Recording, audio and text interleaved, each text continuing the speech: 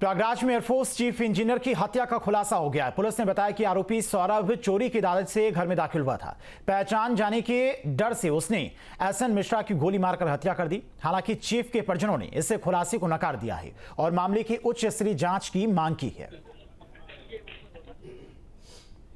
तो प्रयागराज में chief engineer की गोली मारकर हत्या कर दी गई थी। 14 मार्च को घर में जो चोर थे वो घुसे थे और गोली मारकर चीफ इंजीनियर एसएन की हत्या कर दी गई थी। इस मामले में पुलिस की तरफ से अब बड़ा खुलासा किया गया है, जो कि पूछताछ में पुलिस की तरफ से बताया गया कि जो आरोपी था उसकी तरफ से कहा गया कि पहचाने जाने के डर से उसने चीफ इंजीनियर की गोली मारकर हत्या कर दी थी। हालांकि जो पुलिस प्रशासन की तरफ से दावा किया गया खुलासे में, परिजनों ने उससे इनकार कर दिया है।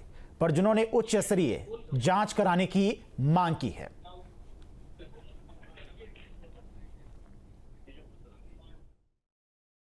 था जिसके द्वारा इस घटना को कारित किया गया, उसका नाम सौरभ है। उसको अरेस्ट किया गया। उसके साथ में जो को एक्यूज्ड हैं उसका मदर और उसके फादर, उनको भी अरेस्ट किया जा चुका है। और उसके द्वारा क्योंकि इसी पर्टिकुलर घर में उसके द्वारा कुछ फर्नीचर का सामान डिलीवर किया गया था कुछ समय पहले, इस वजह से उसको उस घर की जो पोजीशन है, क्योंकि दीवार के बिल्कुल 8-10 मीटर की दूरी पे ही वो घर है और वहाँ के जो भी लैप्सेस थे उसके बारे में उसको जानकारी थी। इसके अलावा उसकी मदर क्योंकि अंदर ही हाउस होल्ड का काम करती है और उसका फादर भी वहाँ पे कॉन्ट्रेक्चुअल लेबर का काम करता है, तो इसलिए वहाँ की जो भौगोलिक जानकारी है या अन्य जो सूचनाएं थी उसके पास में उपलब्ध थी।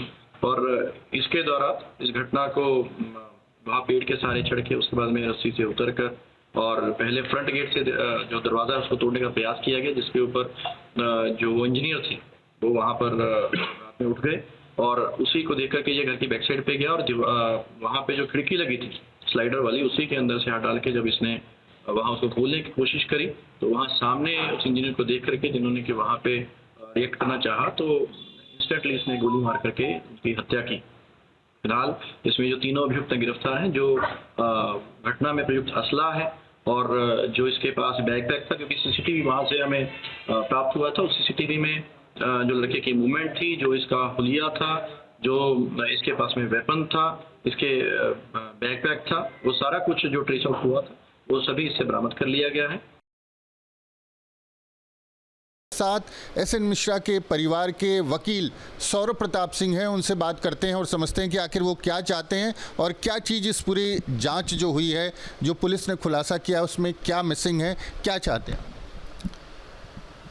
पुलिस जांच में जो भी चीज़ें अब तक निकल के आई हैं, उस जांच में जो मर्डर का मोटिव है, उस मोटिव को लेके अभी तक परिवार के लोग संतुष्ट नहीं हैं, क्योंकि घटना को जिस तरीके से अंजाम दिया गया और जो घटना चक्र था पूरा, उससे ये बिल्कुल स्पष्ट हो रहा है कि सिर्फ चोरी की नीयत से ये मर्डर नहीं किया गया है। इसके पीछे और कोई कारण है, जो बड़ा कारण है, जो अब तक सामने नहीं आ पाया है। और परिवार ये चाहता है कि इन्वेस्टिगेशन और गहराई से हो और अच्छे से हो और उस मोटिव को जो जो सच है, जो सत्य है, वो बाहर निकल के आए। मैं इस घटना में जो घटनाक्रम है, जैसे कि मैं आपको बताऊं, इस घटना के लिए 2 अटेम्प्ट किए गए।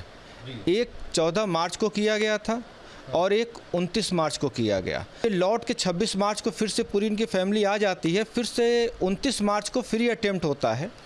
और पहले जो एक्यूज है उसने डोरबेल रात में लगभग 3 बजे, मेन डोरबेल जो है घर का होता है, वो पहले बजाया।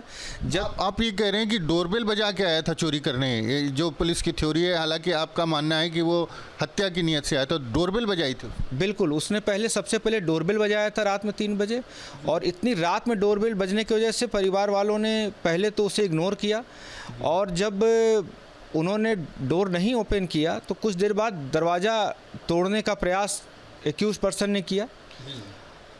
उसके बाद श्री मिश्रा जो है और उनकी पत्नी दोनों लोग देखने के लिए कि ये क्या हो रहा है, ये घर के पीछे के खिड़की की तरफ से उन्होंने वॉच करने की कोशिश की और जैसे ही श्री मिश्रा दरवाजे को मुश्किल से 4 या 5 इंच खिड़की को 4 या 5 इंच खोल पाए थे और पहले से वहाँ घात लगाए बैठे एक्यूज पर्सन ने उनको सिंगल शॉट से उनको इंजर्ड कर दिया और वो चोट इतनी गहरी थी कि उससे उनकी डेथ हो गई।